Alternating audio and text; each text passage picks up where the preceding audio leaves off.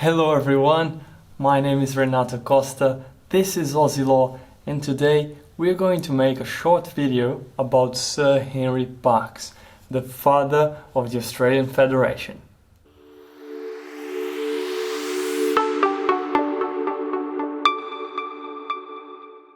I have said before that it was not possible to talk about the Federation in Australia without mentioning the name of Sir Henry Parkes, and you are soon going to find out why.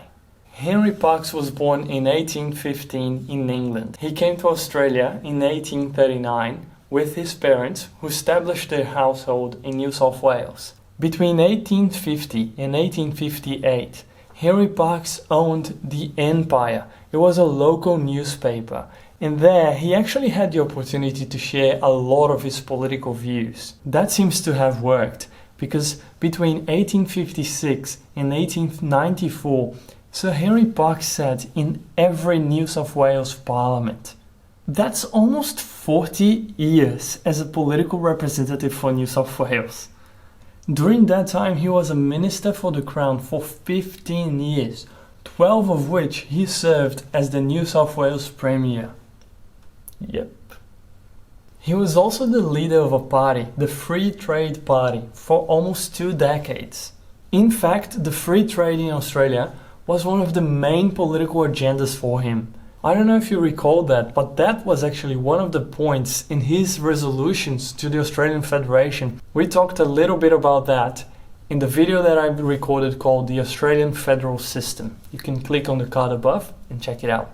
But do you know why he was called the father of federalism in Australia? Well, it was because he was the first one to make of federalism a question of politics in Australia. I've also mentioned his name in the video that I did about the laws in colonial Australia. And that's because since as early as 1848, Sir Henry Parkes was already one of the voices claiming for representative government in Australia. And in the 1850s, Sir Henry Parkes created the Australian League, which was a form of promoting the idea of federalism and bringing together the colonies into a union. But not everything was about federalism in Parkes' life. He also fought on the side of the anti-transportationists, which was a movement to prevent the UK from continuing to transport prisoners to Australia.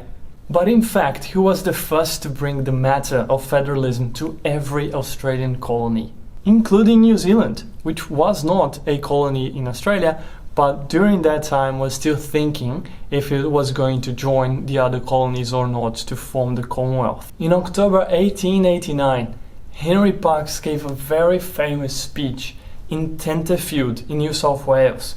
There he instigated further the colonies to unite into one federation.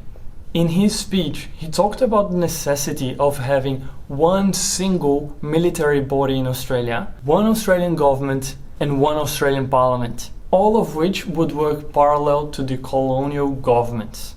This speech at Tenterfield was life-changing to a lot of people, but there was one person who was very important as well to Australian life, and that person who was impacted by Henry Parkes' speech was called Edmund Barton, and he was to become Australia's first Prime Minister. So this is maybe the reason why he is called the father of federalism, because he was the one who really initiated this agenda, the federal agenda in Australia.